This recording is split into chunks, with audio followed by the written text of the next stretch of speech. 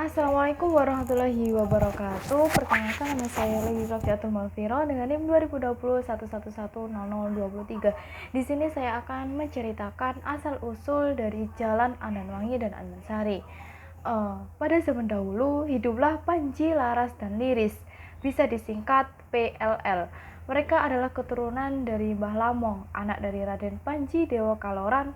PLL adalah pemuda tampan dengan perawakan tinggi, kulitnya putih bersih, kumisnya tipis, pandai bekerja, dan dikenali ahli kanuragan. Banyak yang berusaha mendekat dan mengambil hati PLL, tetapi ia tidak mau sebab mereka masih ingin mencari ilmu dan ingin merantau ke beberapa pesantren di luar Kabupaten Lamongan. Saat merantau ke arah selatan, PLL dikawal oleh punggawanya yang bertugas untuk menunjukkan jalan, mulai dari Kali Lamong, kemudian berjalan ke arah selatan melewati Jombang, Nganjuk, ke Telatah Kertosono. Dalam pengembaraannya itulah PLL sering bermain sabung ayam. Anehnya, setiap itu pula ayam PLL selalu menang, tidak pernah terkalahkan seperti ayam Sawung Galing yang juga tak terkalahkan. Dahulu di tempat permainan sabung ayam biasanya oleh orang laki-laki selain digunakan menyabung ayam juga dijadikan ajang untuk unjuk kekuatan. Siapa yang menang atau paling sakti biasanya dijadikan figur atau pemimpin. Juga dijadikan patih seperti ceritanya Patih Gajah Mada yang berasal dari Lamongan. Kebiasaan tersebut merupakan adat kebiasaan orang Hindu. Di Lamongan, Panji, Laras, Liris mengadu jago di Telatah Jombang ke selatan menuju ke Kali Brantas yang terdiri dari 23 penyeberangan, sedangkan Kali Solo ada 40 penyeberangan. PLL mengadu jago mulai tempat yang kecil sampai ke tempat yang luas. Akhirnya berita tentang kehebatan ayam adu Panji, Laras, Liris terdengar oleh Tumenggung Kertosono, yaitu Dewa Kaloran, Adipati Kertosono, saudara Ki Ageng Panulu dari Singosari, yang menjadi saudara seperguruan. Pada saat itu, Kediri ingin memperluas wilayahnya ke utara sampai ke pesisir utara untuk kepentingan ekonomi. Setelah itu, Adipati Kertosono Ki Ageng Panulu diundang ke pendopo Kadipaten Kertosono Kediri. Mereka dijamu dengan penuh kehormatan karena dari Kabupaten Lamongan. Tidak hanya itu saja, mereka ditawari untuk mengadu ayam di Kedaton Kertosono. Adu jago pun dimulai.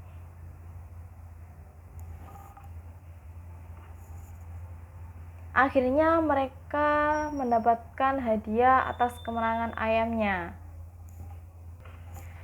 Pada waktu itulah anak Ki Ageng Panulu yang bernama Andansari dan Andanwangi yang sangat cantik, kulitnya kuning langsat, mengetahui ada dua pemuda tampan yang memenangkan adu jago dari Kabupaten Magersari. Mengetahui ketampanan dan asal-usul PLL, kedua putri dari Kertosono tersebut jatuh cinta. Tidak hanya Andansari dan Andanwangi saja yang jatuh cinta, namun PLL pun juga jatuh hati. Setelah sampai di Lamongan, PLL menghadap ayahnya Raden Panji Dewa Kaloran untuk menyampaikan maksud meminang Andansari dan Andanwangi. Mengetahui keinginan anaknya, Raden Panji Dewa Kaloran akhirnya menyetujui. Ia berpikir bahwa pernikahan ini dapat dipakai sebagai alat dakwah penyebaran Islam. Pada saat itu, daerah Lamongan merupakan masyarakat Islam yang sedangkan di Kediri Islam belum berkembang. Menyikapi kondisi tersebut, menyetujui keinginan putranya dengan syarat kedua putri dari Kertosono harus membawa genuk dan kipas dari Batu dengan cara digendong dan harus berjalan kaki dari Kertosono ke Lamongan. Genuk dan kipas dari Batu itu boleh dipikul, disunggi, namun tidak boleh dinaikkan ke perahu ataupun kuda. Persyaratan yang diajukan oleh PLL akhirnya disetujui oleh pihak keluarga Andansari dan Andanwangi. dari Kertosono. Mereka tidak menganggap syarat-syarat yang diajukan pihak Lamongan itu sulit. Justru bagi mereka sangat mudah karena mereka memiliki kesaktian untuk melakukan hal itu. Sesuai dengan kesepakatan yang telah dibuat, suatu hari Andansari dan Andanwangi meninggalkan Kertosono untuk menuju Lamongan. Keduanya memanggul genuk dan kipas dari Batu menuju ke arah utara. Ternyata tidak hanya Andansari dan Andanwangi saja yang menuju ke Lamongan. Di belakangnya juga terlihat Ayahanda, Pati, dan para pengawal dari Kadipaten Kertosono. Anehnya, Andansari dan Andanwangi sedikit pun tak merasakan lelah membawa beban berat yang mereka bawa. Bahkan keduanya dapat berlari dengan cepat, seperti tidak membawa beban sama sekali. Ternyata keduanya memiliki dan mewarisi ilmu kanuragan tingkat dari ayahnya Ki Ageng Panuluh.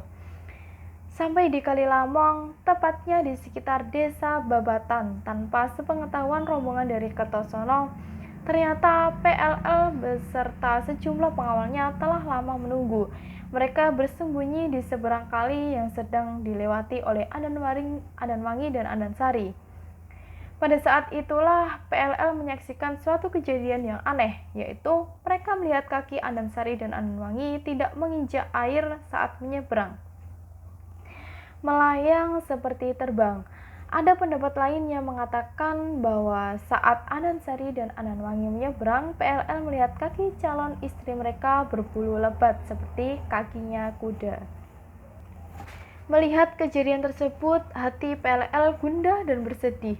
Keduanya hampir tak percaya bahwa calon istrinya yang begitu cantik ternyata memiliki kaki yang menakutkan, berbulu seperti kuda. Akhirnya PLL kembali pulang ke Lamongan melewati Jalan Mantop, lewat Kalikapas, Jotosanur, terus masuk ke kota. Mereka menuju Pendopo, Kabupaten Lamongan. Di Pendopo, Kadipaten, mereka menghadap Ayahanda dan menceritakan kejadian yang mereka lihat. Bagaimana Ayahanda, Ananda ini mau mempunyai istri, tapi calon istriku yang melamar ke sini kok kakinya seperti itu? Jelas Panji, Laras, dan Liris. Kemudian ayahnya menjawab, kok begini ya, coba aku usahakan apakah perjodohan ini bisa digagalkan atau tidak. Setelah mengucapkan demikian, ketiganya bergegas menuju luar Pendopo untuk menyambut rombongan Andansari dan Andanwangi. Mereka melihat Andansari dan Andanwangi memanggul genuk dan menenteng tepas yang terbuat dari batu dengan begitu enteng. Hal ini menandakan keduanya benar-benar sakti. Mendekati Kadipaten Lamongan, sebelah barat kecamatan yang terletak di daerah Balong Panggang itu, Andansari dan Andanwangi beserta Ayahanda Ki Ageng Panuluh dengan sejumlah pasukannya dicegat di daerah Demangan. Di sana mereka diminta untuk menaruh genuk dan tepas batunya di sekitar Telogo Bandung. Namun, setiap kali Andansari dan Andanwangi menanurnya, di tempat itu tidak bisa. Akhirnya mereka hanya bisa menangis. Oleh orang-orang Kertosono ditandingi, namun ilmu orang Lamongan lebih sakti dan lebih tinggi. Setelah itu, Andansari dan Andanwangi hanya bisa menangis dan terus menangis, karena ia tidak dapat meletakkan genuk dan tepas batunya di sana. Karena lamanya menangis, keduanya pun pingsan dan kemudian mengembuskan nafas terakhirnya di depan kecamatan.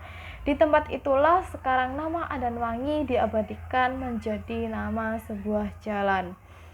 Kemudian pihak Kertosono tidak bisa menerima kematian Andanwangi dan terjadilah pertempuran yang dahsyat di daerah Bandung menuju ke timur sampai Sidoarjo, Telogo Anyar, bahkan sampai ke Tambak Jurit.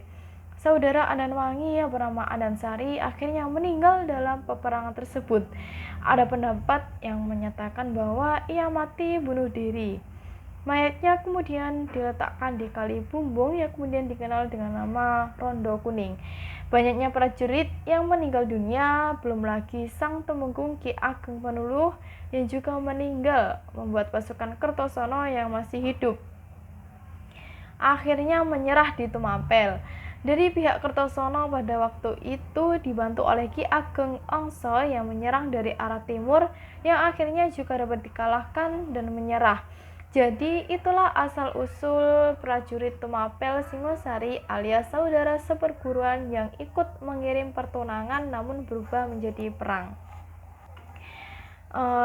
Itulah kisah asal-usul dari Jalan Andanwangi dan Andansari. Cukup sekian, kurang lebihnya mohon dimaafkan. Wabillahi taufiq wal hidayah. Wassalamualaikum warahmatullahi wabarakatuh.